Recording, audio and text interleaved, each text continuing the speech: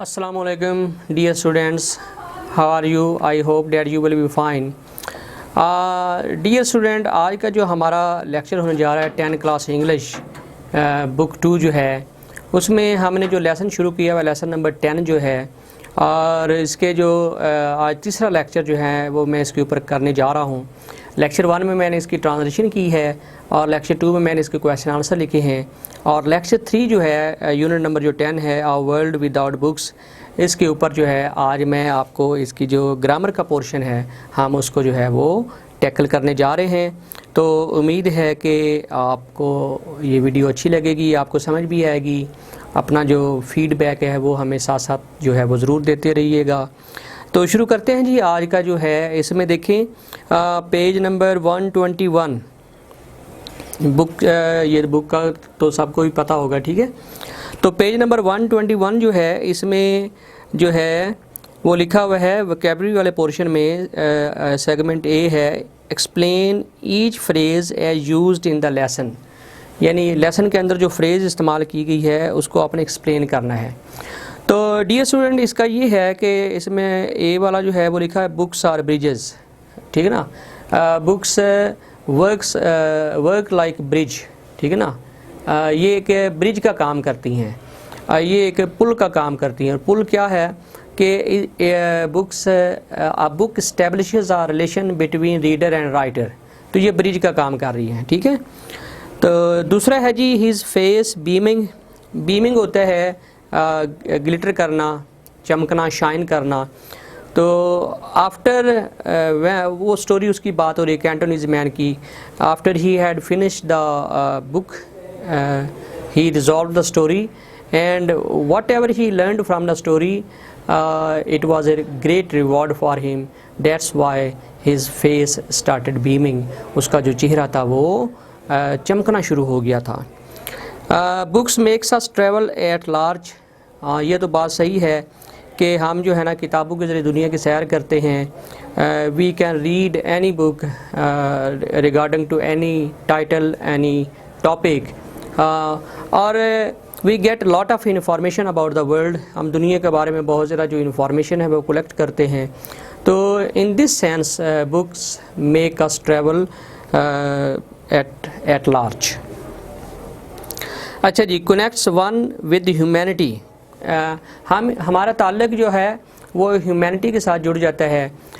It means के when we are going to read any book, जब हम कोई किताब पढ़ने जा रहे होते हैं, we find ourselves, we recognise ourselves in the characters of the book.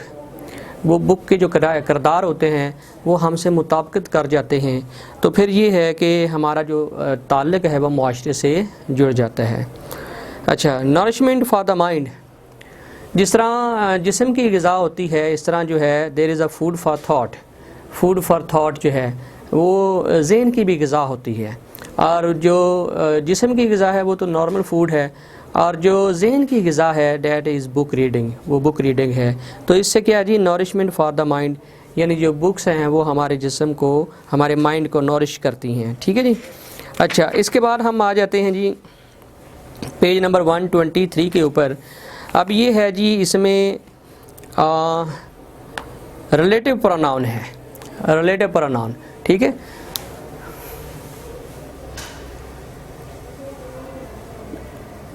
Relative pronoun, ठीक है। अच्छा डियर स्टूडेंट, ये जो प्रोनाउंस होते हैं, these pronoun establish a relation between subject and noun, subject and verb, ठीक है। ये इनके दरमियान जो है ना वो रिलेशन कायम करते हैं, और ये सेंटेंस के बीच में आते हैं, जैसे कि हु है, ठीक है, विच है,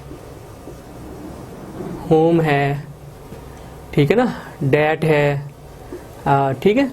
ये सारे जो है ना these are all relative pronoun.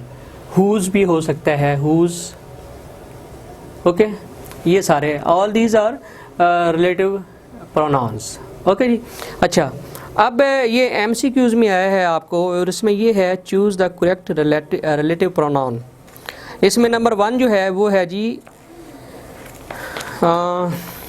Why are you so sad? I have lost the pen. Dash I bought this morning. ठीक है। अच्छा, जब किसी चीज़ की जिक्र हो, कमोडिटी का जिक्र हो, तो आप उसके लिए क्या है, विच लगाएं। और जब इंसान की बात हो तो आप उसके लिए डैट लगाएं। ठीक है। मसलन ऐसी चीज़ जो इंसान से रिलेटेड हो उसके लिए आप हु लगाएं, और जो बेजान हो उसके लिए विच लगाएं, और जो जानदार हो, ठीक है ना, मतलब एनिमल की कैटेगरी में आ जाए तो उसके साथ आप डैट जो है वो लगा सकते हैं। अच्छा जी, why are you so sad, I have lost the pen that I bought this morning. तो इसमें जो विच है, डैट है, व्हाट है, हुज है। तो इसमें जो ऑप्शन पेन की बात हो रही है तो इसमें जो ऑप्शन ए है वो जो है वो आपका ठीक है। यानी नंबर 1 पे क्या है जी, ए वाला जो ऑप्शन है वो ठीक है। ये टोटल कितने हैं जी, 5 हैं, 2 3 4 5, 1 2 3 4 5। ओके जी। नंबर 2 है have you seen the man bought a book from the shop just now. Man की बात हो रही है तो इसमें जो सी वाला ऑप्शन है वो आप लगाएं। ठीक है, ये सी वाला हो जाएगा। The man dash you were talking to at the meeting is my cousin. The man who, ठीक है, हु, इसमें जो मैन की बात हो रही है हु लगाएं। यानी ऑप्शन जो सी है वो इसमें ठीक है। नंबर 4 पे है जी फरीद सेड, फरीद ने कहा he needed most was a long and quite holiday. अब इसमें उसने मतलब जो वो चाहता था, मतलब इसमें 4 ऑप्शन हैं, डैट है, विच है, व्हाट है, हु है। तो आई थिंक ऑप्शन सी जो है इसमें व्हाट जो है वो सही है। नंबर 5 जो है वो है have you not anything dash these poor women could take for their children. इसमें विच है, डैट है, होम है और व्हाट है। ये विच जो है इसमें जो ऑप्शन ए है वो सही है। ओके जी, ये हो गया आपका रिलेटिव प्रोनाउन। अच्छा, आगे आ रहा है जी एडजेक्टिव क्लॉज। अच्छा, एडजेक्टिव क्लॉज क्या होती है जी dear student? Basically it is a group of words that work as an adjective, यानी ये अल्फाज का एक ग्रुप होता है जो एडजेक्टिव का जो है वो काम है करता है। अच्छा, एडजेक्टिव क्लॉज जो है that always start with relative pronoun. ये रिलेटिव प्रोनाउन से शुरू होती है।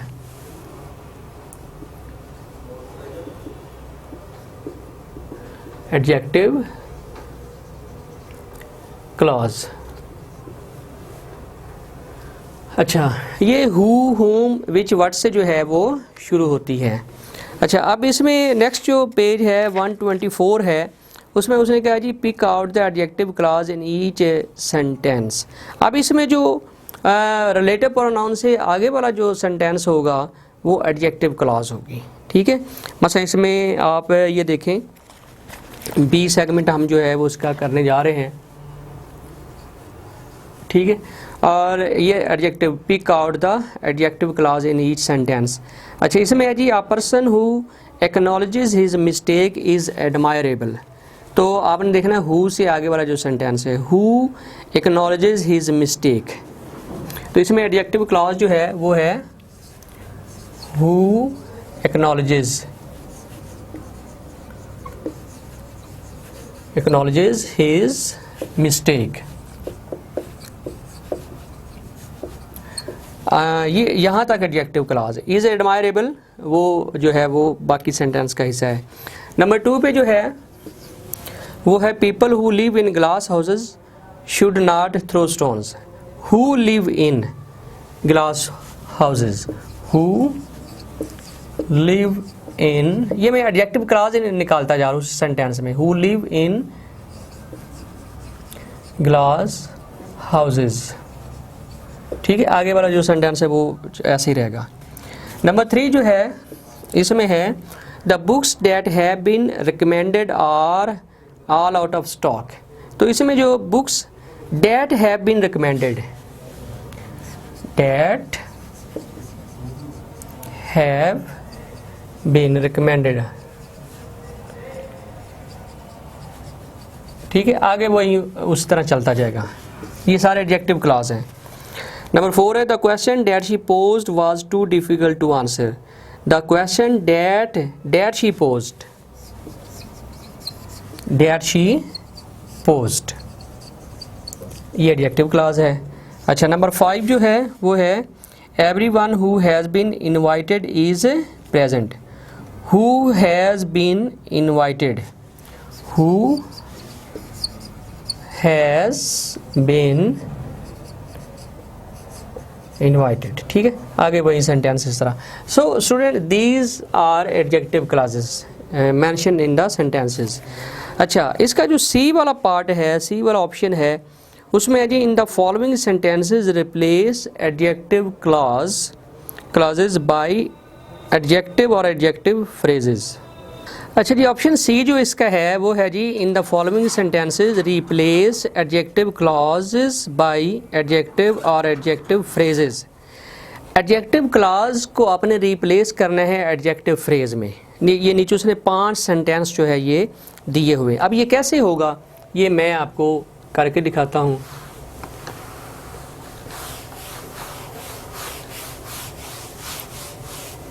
अच्छा जी ये है पार्ट ऑफ एडजेक्टिव ही, ठीक है, लेकिन एडजेक्टिव क्लॉज और एडजेक्टिव फ्रेज में थोड़ा सा डिफरेंस है, ठीक है। अच्छा स्टेटमेंट ये है इन द फॉलोइंग सेंटेंसेस रिप्लेस यानी बदली करें, चेंज करें एडजेक्टिव क्लॉजेस बाय एडजेक्टिव और एडजेक्टिव फ्रेजेस। एडजेक्टिव क्लॉज की जगह आपने एडजेक्टिव फ्रेज लगा देनी है, ठीक है। अब इसने पहला जो सेंटेंस है वो लिखा हुआ है He is a person who considers the interest of the others, who consider the interest of the other people। ये आप यूँ समझ लें कि ये एडजेक्टिव क्लॉज है और इसकी जगह आपने एडजेक्टिव फ्रेज लगानी है। अच्छा he is a person who considerate, he is a considerate person, ठीक है। अब ये जो है ये एडजेक्टिव फ्रेज हो जाएगी, ठीक है। He is a considerate person,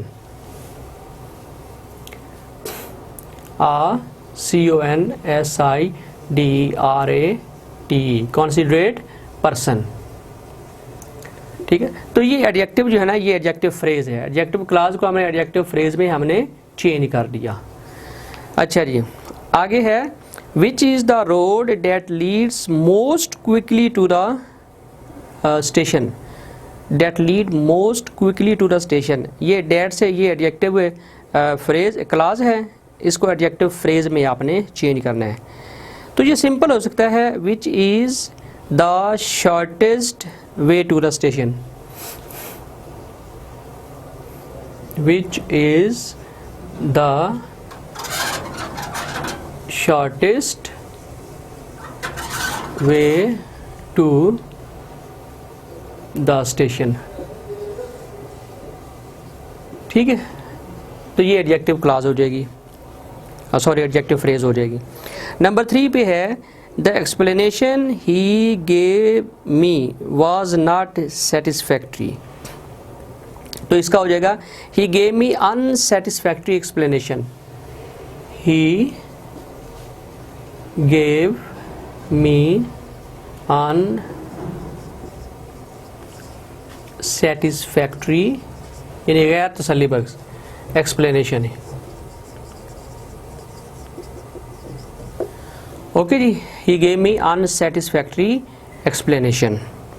अच्छा नंबर 4 पे है this is the place where our forefathers landed. तो आप सिंपल इसका कर लें जो एडजेक्टिव फ्रेज हो जाएगी this is the land of our forefathers।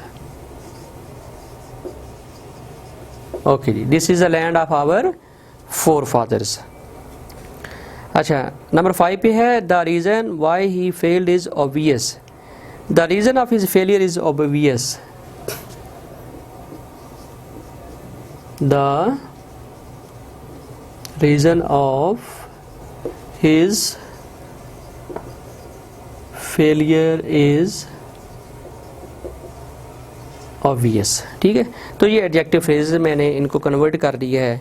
अच्छा, इसके बाद है जी द कंडीशनल, सेकंड कंडीशनल, यानी शर्तिया जुमला जिसमें सेकंड जो है वो इस्तेमाल हो रहा हो, सेकंड कंडीशनल यानी दूसरी किस्म है इसकी।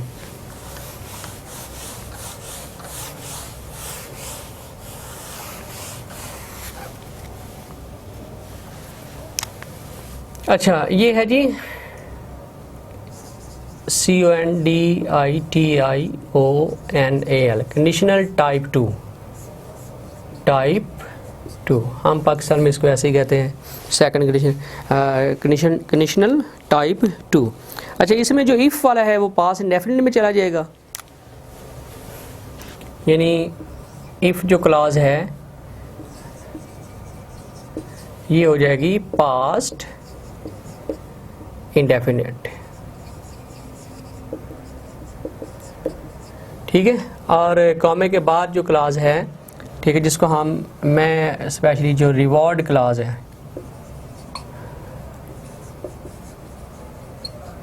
ठीक है, जो रिवॉर्ड क्लास है उसमें जो है वो वुड और इन्फिनिटिव आपने यूज़ करना है, विल को वुड में कन्वर्ट कर देना है और साथ इसके इन्फिनिटिव जो है वो लगा रहे हैं। इन्फिनिटिव में यानी टू के साथ फर्स्ट फॉर्म लगा देनी है। ठीक है, अच्छा, ये था उसका रूल। इफ़ वाला ये होगा, if he worked hard he would succeed, he would succeed, if he worked hard he would succeed. ठीक है, ये कंडीशनल टाइप 2 है। अच्छा, अब जो यहाँ मैट्रिक लेवल पे है, क्योंकि इसको तो जितना भी एलेबोरेट कर लिया जाए वो कम है, लेकिन हमने टारगेट करना है मैट्रिक लेवल को। तो इसमें देखें कि पेज नंबर 125 है, उसमें डी वाला ऑप्शन है, put in correct second conditional verb form. ये डी वाला ऑप्शन जो है ना वो हमने करना है। ठीक है, अच्छा, वो कहते हैं पहला जो सेंटेंस है वो है इफ़ ही डैश, आगे ब्रैकेट में बी लिखा हुआ है, यंगर ही डैश ट्रैवल मोर। तो इफ़ ही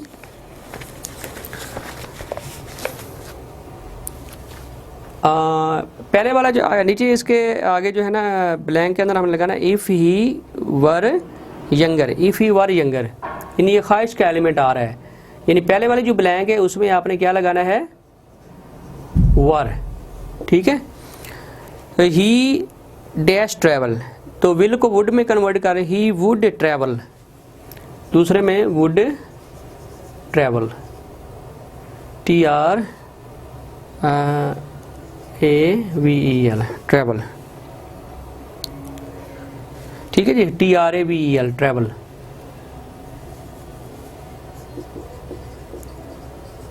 ओके जी, ये सेंटेंस नंबर 1 है। अच्छा, सेंटेंस नंबर 2 है if she dash, not negative करना है, और बी जो है इसमें आपने जो है वो हेल्पिंग वर्ब लगाना है। बी का ये मतलब है always so let she dash be promoted. तो इफ़ शी वर नॉट, पहले में लगेगा वर नॉट,